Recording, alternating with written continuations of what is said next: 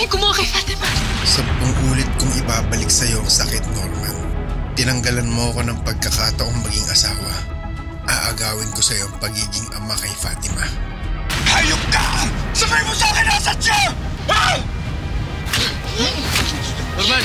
Ayan. Kung umalis na lang kaya tayo, iwan na lang natin lahat ng kamalasan na to. Kung yan ang gusto mo, hindi kita pipigilan. Pero hindi ko kayang iwan sila, Kuya Norman. Fatima, anak! Una si Mercy. Ngayon naman si Fatima. Anak, tasan ka na! Nung nalaman ko na may cancer yung nanay mo, ganyan din yung pinagdaanan ko eh. At nung mawala yung nanay mo, mas tinodo ko pa yung pag-inom. Hindi ko alam kung bakit pa tayo nandito. Muli yung pumunta pa tayo dito. Paano yung laban kay Balmores?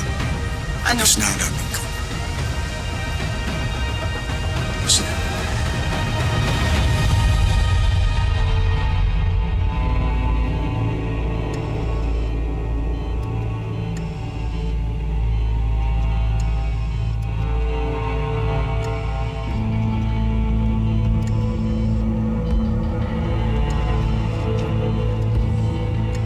Bahala magbantay dito.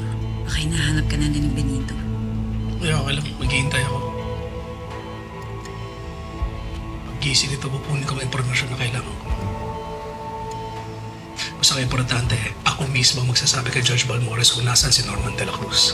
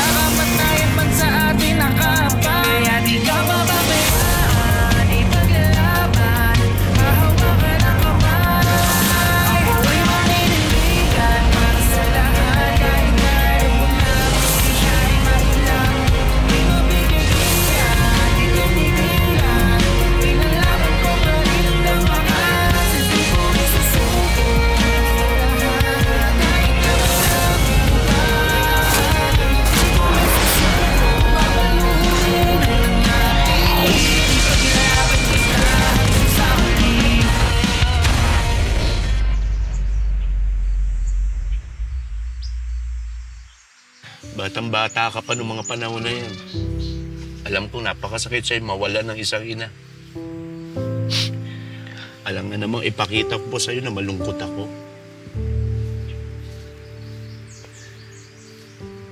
Papi, sorry. Sorry talaga. Sorry po. Hindi ko na po kasi alam na ganyan yung nangyari. Alam niyo yun, gusto ko lang naman gumawa ng buhay para sa sarili ko. Gusto ko to pa rin yung mga pangarap ko. Pero iniwan kita. Sorry talaga tayo. Sorry. Hindi naman kita masisisi. Nung iwan mo tong lugar natin. Tsaka, naiintindihan kita. Proud ako sa'yo. Proud ako sa'yo dahil may ipinaglalaban ka.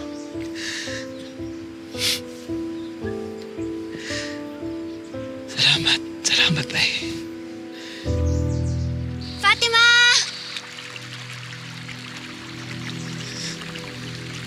Psst!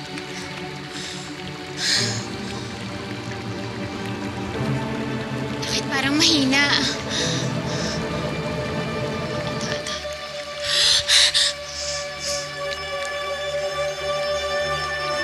Sana mahanap na namin si Fatima. Ayan na.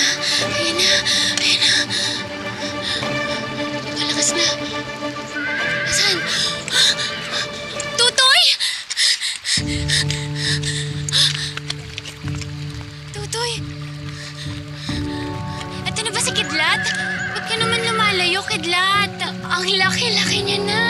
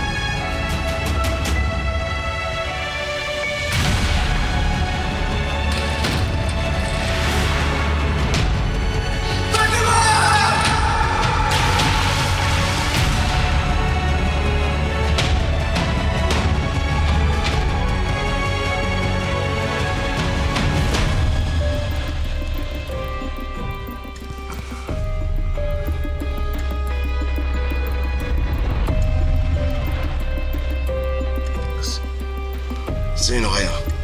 Bago ka mawala ng malay, ang huli mong binigkas na pangalan ay kay Norman de la Cruz. Yung most wanted ng Rosario. Nasaan siya? Bayad muna. Anong bayad mo na?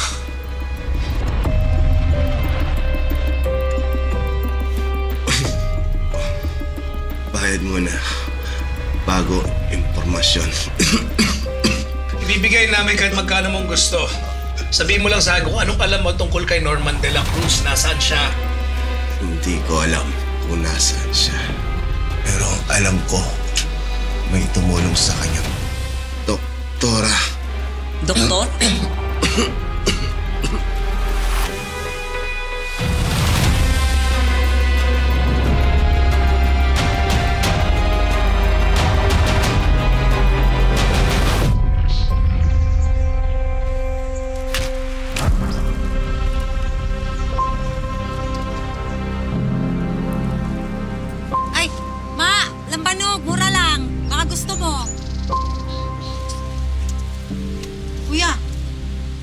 ka na.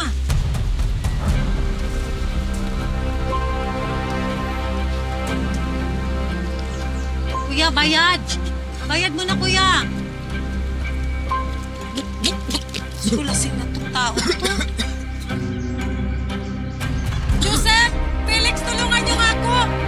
Ito may lasagiro dito, hindi pa nagbabayad sa akin. Madam, ano ginawa sa inyo na ito? Ay, yung mama kuha ng paninda ko, hindi naman nagbabayad. Hoy! Ayun!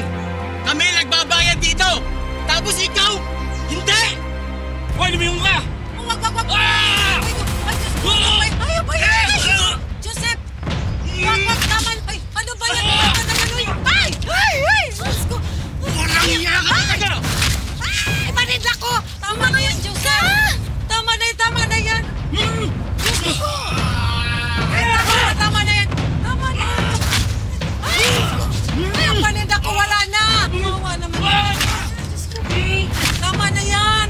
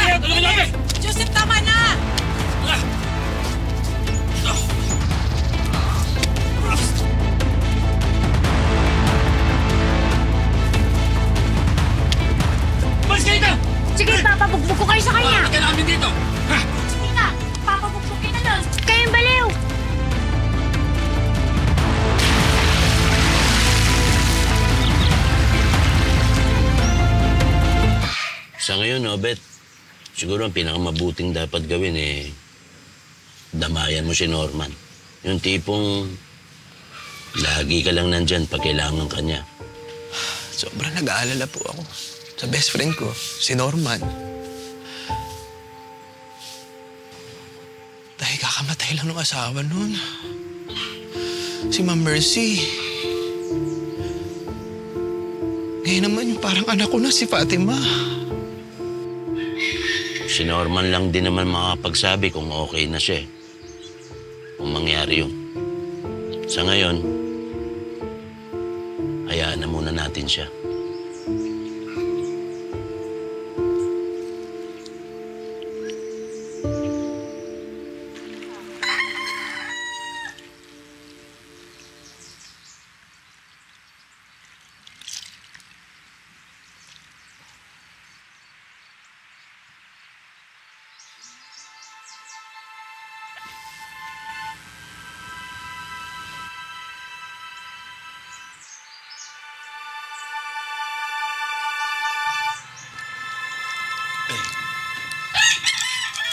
Kumusta ba siya, Bet? Bet, oh. Nagdala akong paracetamol. Tapos, nagawa rin ako ng lugaw na may itlog para kay Rachel. Salamat, Papi, ha. Sakto yan pagkagising ni Rachel. Pero mas okay na din kung nagpapahinga siya ngayon. Kasi sa tingin ko naman, okay naman na siya, eh. Buti na lang, nailigtas natin si Rachel. Alam mo, Papi,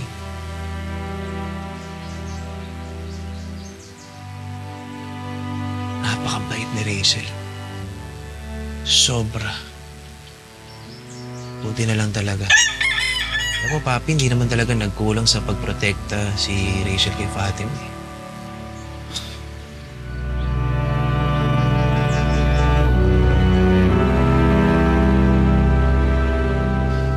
Pangalan ng doktora? Hey! Sagutin mo ko, anong pangalan ng doktora? Hey!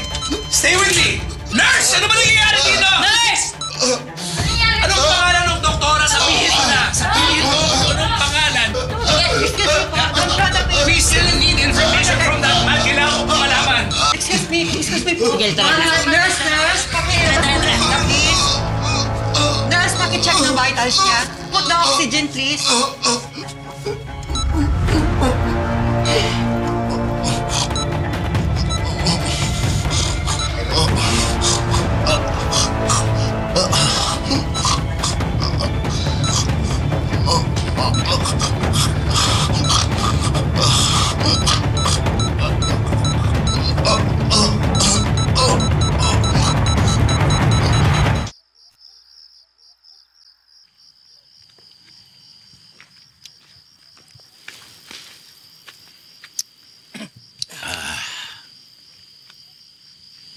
Si Norman.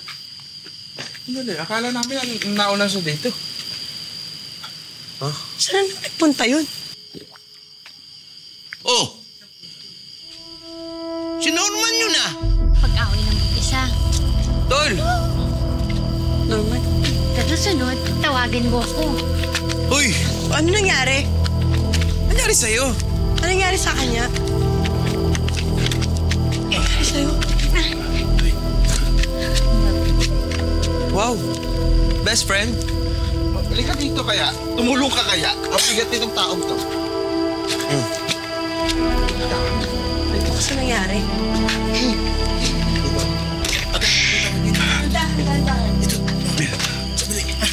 Nako, Kap. Naabutan ko doon. Nakikipag-away sa mga tambay. 4 nga sila, eh. Naku, ang lupit nga niya. Hinarap niya yun ng mag-isa.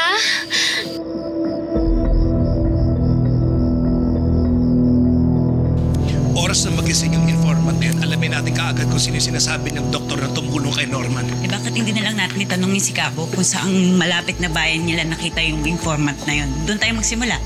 Tony! Oh, si Jets. Oh. Ano nangyari? Tabi. Benito? Judge? Ano yun? Hindi na pala kayo. Ano na nangyari sa paghanap niyo kay Norman? Ay, di pa po namin nahahanap, Judge. Yung informant na in-interview namin kanina, kinumbulsyon. So, sinadate ng ospital. Kailangan pa po namin balikan. Sigurado ba kayong mapapala kayo din sa informant ninyong yan, ha? Well, Judge, siya po yung huling naka-enkwentro ni Norman de la Cruz. Umaasa po ako may kukuha tayong impormasyon mula sa kanya. Good. At least, may napupuntahan naman pala yung investigasyon ninyo.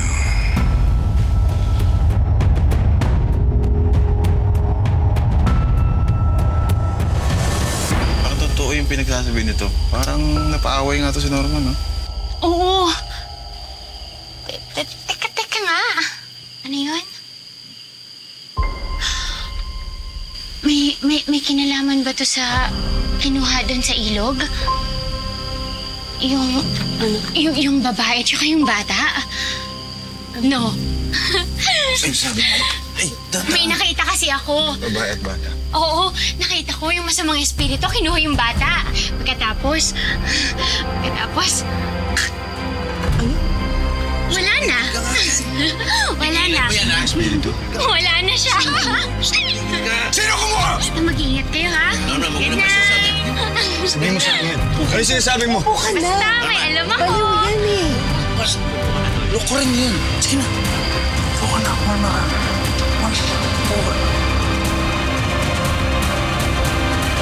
Ako'y panindigan para sa lahat. Kahit narin mo lang, siya'y mailang. Di mo bigyan, di tumigil. Hindi biro ang pinagdadaanan ni Norman. Sana lang malampasan na lahat ng pagsubok na to. Ano, Tol? Kailangan mong magpalakas. Pero huwag ka mag-alala, Tol. Iintayin ka namin. Miguel, Yes, Judge. set mo ko ng meeting kay Mr. Wong. Yes, Judge. I want to discuss business with him.